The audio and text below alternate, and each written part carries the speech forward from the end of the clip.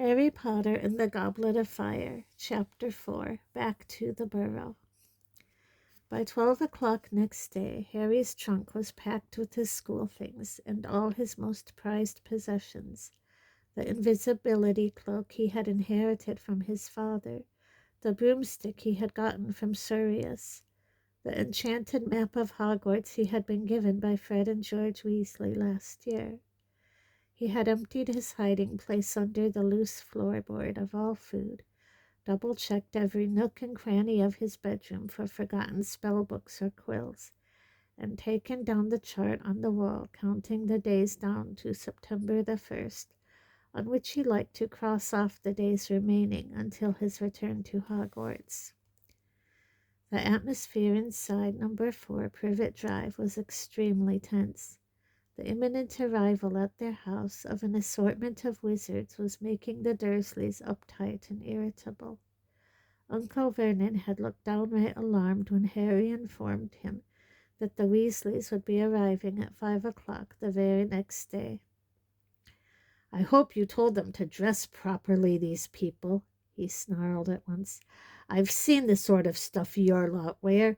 They'd better have the decency to put on normal clothes, that's all." Harry felt a slight sense of foreboding. He had rarely seen Mr. or Mrs. Weasley wearing anything that the Dursleys would call normal. Their children might don Muggle clothing during the holidays, but Mr. and Mrs. Weasley usually wore long robes in varying states of shabbiness. Harry wasn't bothered about what the neighbors would think, but he was anxious about how rude the Dursleys might be to the Weasleys if they turned up looking like their worst idea of wizards.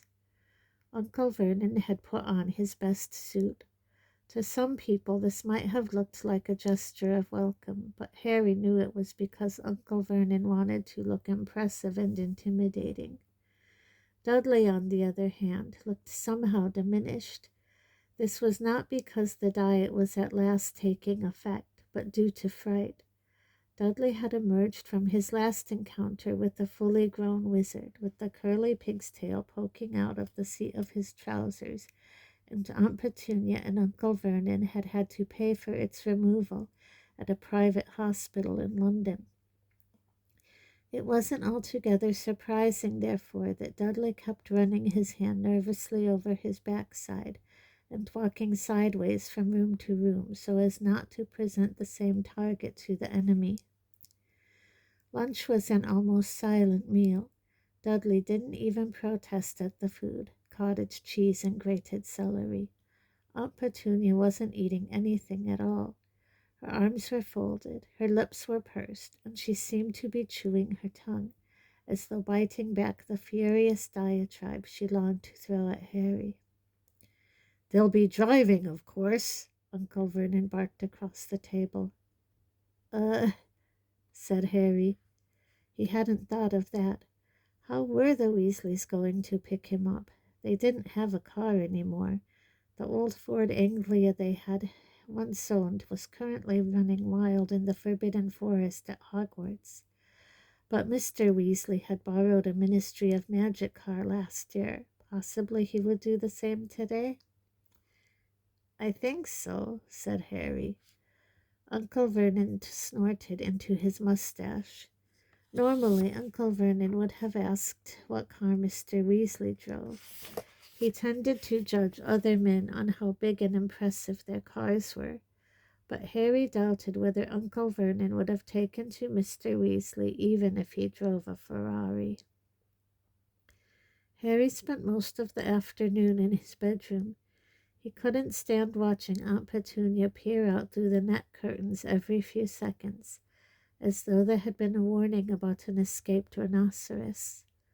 Finally, at 4:45, Harry went back downstairs and into the living room. Aunt Petunia was compulsively straightening cushions.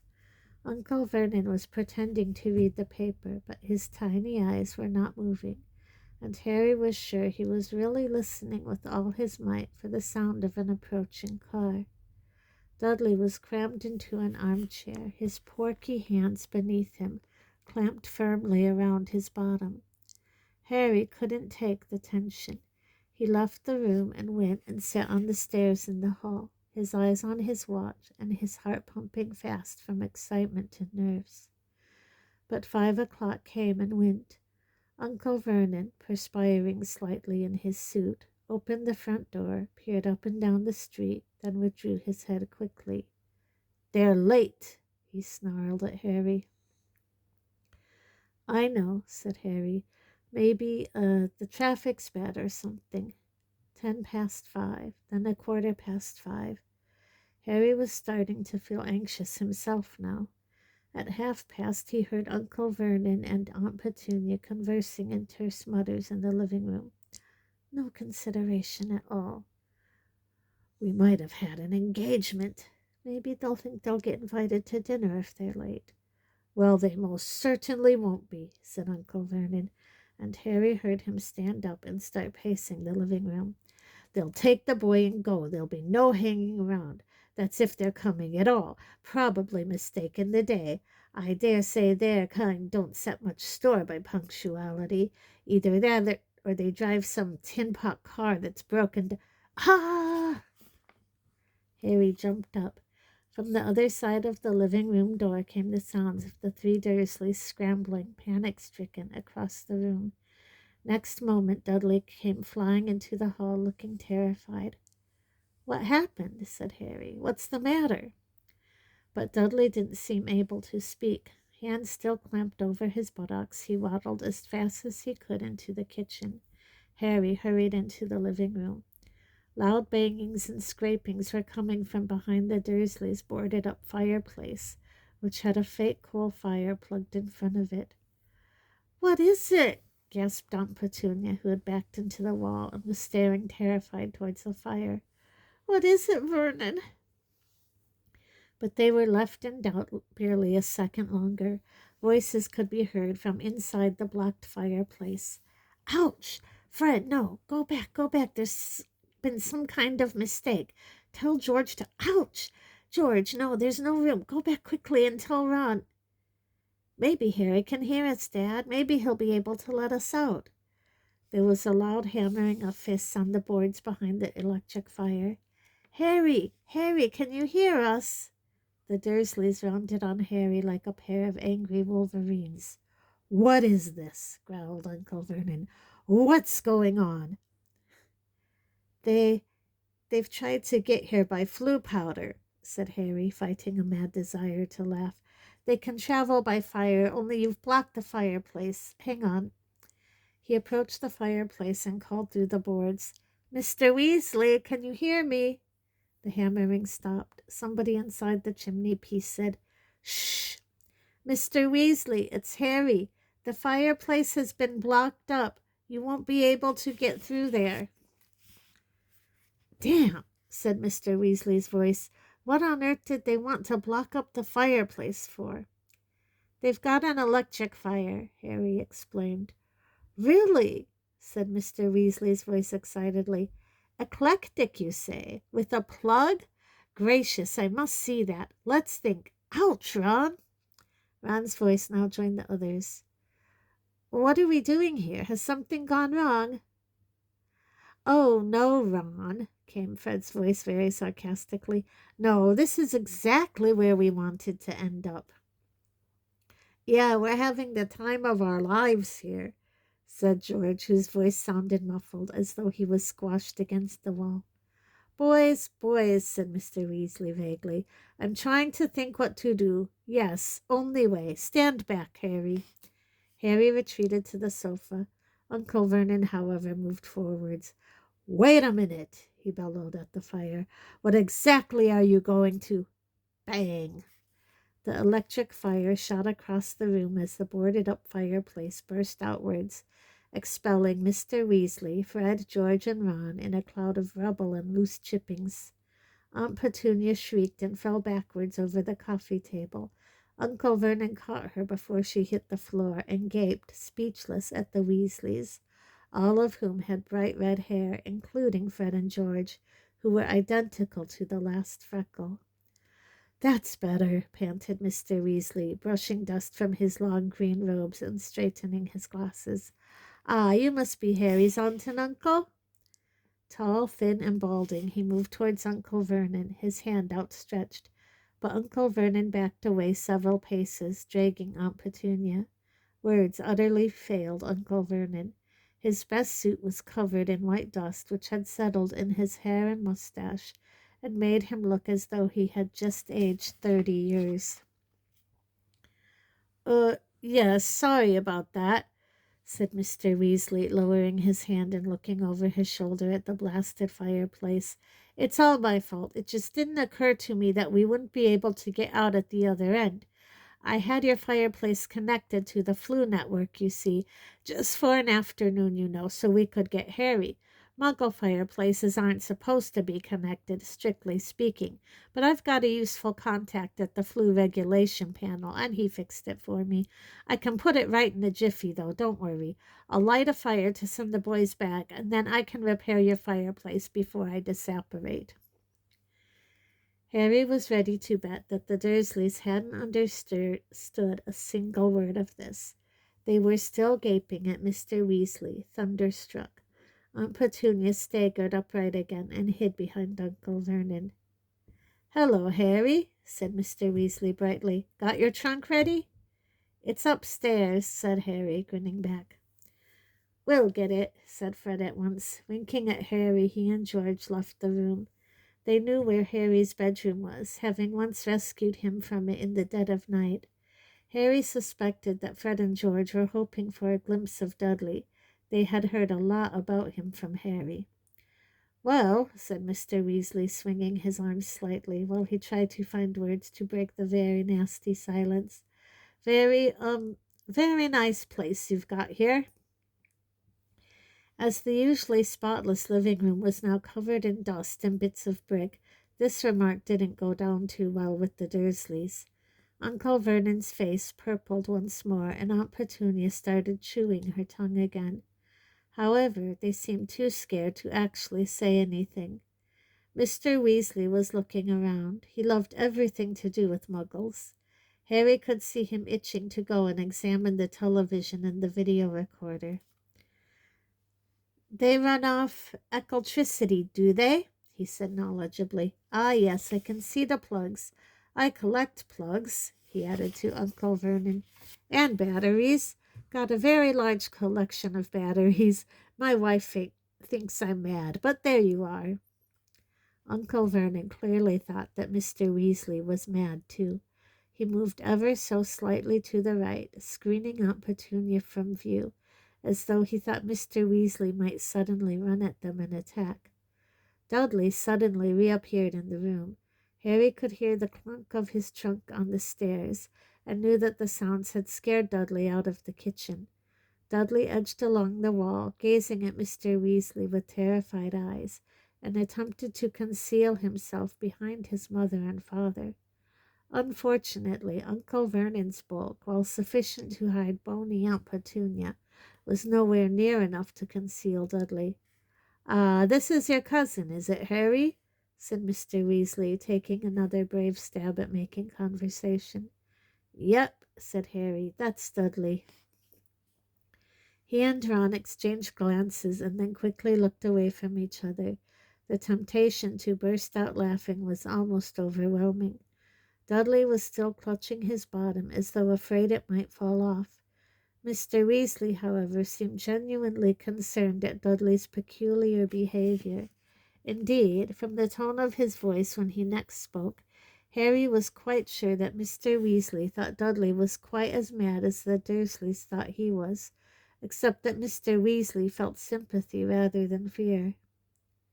"Having a good holiday, Dudley?" he said kindly. Dudley whimpered.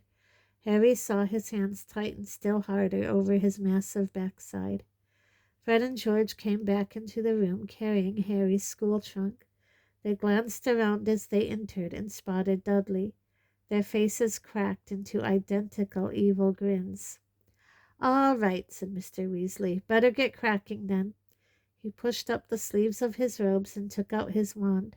Harry saw the Dursleys draw back against the wall as one. "Incendio," said Mr. Weasley, pointing his wand at the hole in the wall behind him.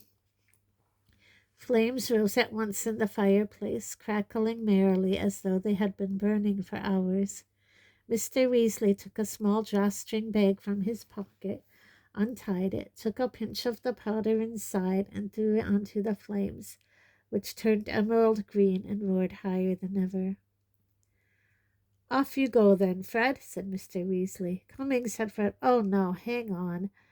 A bag of sweets had spilled out of Fred's pocket, and the contents were now rolling in every direction. Big fat toffees in brightly colored wrappers. Fred scrambled around, cramming them back into his pocket, then gave the Dursleys a cheery wave, stepped forward, and walked right into the fire, saying, "The Burrow!" Aunt Petunia gave a little shuddering gasp. There was a whooshing sound, and Fred vanished. "Right then, George," said Mr. Weasley. "You in the trunk." Harry helped George carry the trunk forward into the flames and turn it on its end so that he could hold it better. Then, with the second whoosh, George had cried, "The Burrow!" and vanished too. "Ron, you next," said Mr. Weasley. "See you," said Ron brightly to the Dursleys. He grinned broadly at Harry, then stepped into the fire, shouted, "The Burrow!" and disappeared. Now Harry and Mr. Weasley alone remained. "Well, bye then," Harry said to the Dursleys. They didn't say anything at all. Harry moved towards the fire, but just as he reached the edge of the hearth, Mr. Weasley put out a hand and held him back. He was looking at the Dursleys in amazement. "Harry said good-bye to you," he said. "Didn't you hear him?" "It doesn't matter," Harry muttered to Mr. Weasley. "Honestly, I don't care." Mr. Weasley did not remove his hand from Harry's shoulder. "You aren't going to see your nephew till next summer," he said to Uncle Vernon in mild indignation. "Surely you're going to say good-bye." Uncle Vernon's face worked furiously. The idea of being taught consideration by a man who had just blasted away half his living room wall seemed to be causing him intense suffering. But Mr. Weasley's wand was still in his hand, and Uncle Vernon's tiny eyes darted to it once before he said, very resentfully, "Goodbye, then." "See you," said Harry, putting one foot forward into the green flames, which felt pleasantly like warm breath. At that moment, however, a horrible gagging sound erupted behind him, and Aunt Petunia started to scream. Harry wheeled around. Dudley was no longer standing behind his parents. He was kneeling beside the coffee table, and he was gagging and spluttering on a foot-long, purple, slimy thing that was protruding from his mouth. One bewildered second later, Harry realized that the foot-long thing was Dudley's tongue, and that a brightly colored toffee wrapper lay on the floor before him. Aunt Petunia hurled herself onto the ground beside Dudley, seized the end of his swollen tongue, and attempted to wrench it out of his mouth. Unsurprisingly, Dudley yelled and spluttered worse than ever, trying to fight her off. Uncle Vernon was bellowing and waving his arms around, and Mr. Weasley had to shout to make himself heard. "Not to worry, I can sort him out," he yelled, advancing on Dudley with his wand outstretched. But Aunt Petunia screamed worse than ever and threw herself on top of Dudley, shielding him from Mr. Weasley. "No, really," said Mr. Weasley desperately. "It's a simple process. It was the toffee. My son Fred, real practical joker, but it's only an engorgement charm. At least I think it is. Please, I can correct it." But far from being reassured, the Dursleys became more panic-stricken. Aunt Petunia was sobbing hysterically, tugging Dudley's tongue as though determined to rip it out. Dudley appeared to be suffocating under the combined pressure of his mother and his tongue, and Uncle Vernon, who had lost control completely, seized a china figure from on top of the sideboard and threw it very hard at Mr. Weasley, who ducked, causing the ornament to shatter in the blasted fireplace. "Now, really," said Mr. Weasley angrily, brandishing his wand, "I'm trying to help." Bellowing like a wounded hippo, Uncle Vernon snatched up another ornament. "Harry, go, just go!" Mr. Weasley shouted, his wand on Uncle Vernon. "I'll sort this out." Harry didn't want to miss the fun, but Uncle Vernon's second ornament narrowly missed his left ear, and on balance he thought it best to leave the situation to Mr. Weasley. He stepped into the fire, looking over his shoulder as he said, "The Burrow." His last fleeting glimpse of the living room was of Mr. Weasley blasting a third ornament out of Uncle Vernon's hand with his wand, Aunt Petunia screaming and lying on top of Dudley, and Dudley's tongue lolling around like a great slimy python. But next moment Harry had begun to spin very fast, and the Dursleys' living room was whipped out of sight in a rush of emerald green flames.